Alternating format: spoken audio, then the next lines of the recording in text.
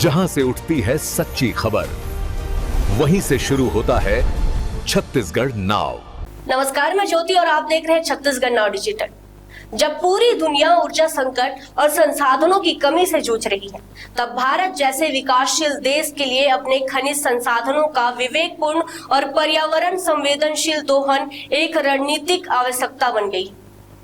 विशेष रूप से छत्तीसगढ़ जैसे खनिज समृद्ध राज्य में, जहां देश का लगभग 20% कोयला उत्पादन होता है, भूमिगत खनन तकनीक ने एक नई दिशा दिखाई।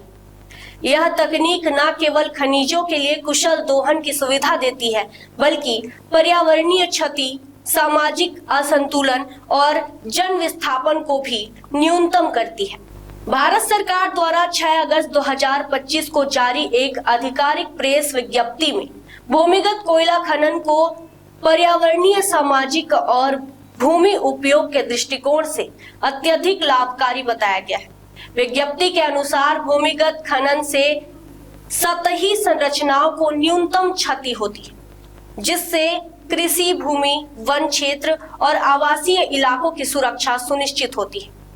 यह तकनीक धूल और ध्वनि प्रदूषण को भी काफी हद तक कम करती है, जिससे स्थानीय पर्यावरण पर सकारात्मक प्रभाव पड़ता है।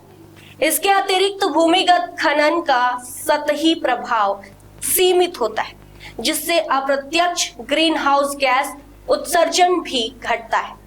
इसी दिशा में एक महत्वपूर्ण कदम है आगामी पुरुंगा भूमिगत कोयला खदान, जो छत्तीसगढ़ के रायगढ़ जिले में प्रस्तावित है।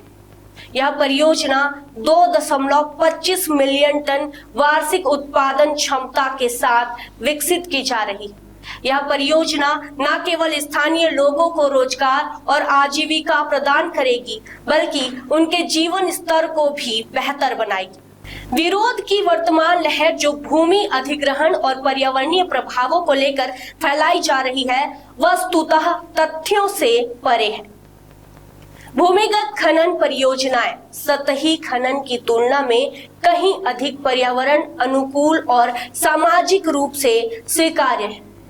इसलिए यह आवश्यक है कि निर्णय केवल भावनाओं या राजनीतिक आरोपों के आधार पर नहीं, बल्कि तथ्यों और दीर्घकालिक राष्ट्रीय हितों को ध्यान में रखते हुए लिए जाए। पुरुंगा खदान जैसी परियोजनाएं भारत को ऊर्जा आत्मनिर्भरता, पर्यावरणीय संतुलन और सामाजिक समृद्धि की दिशा में मजबूती से आगे बढ़ाने में सहायक होगी।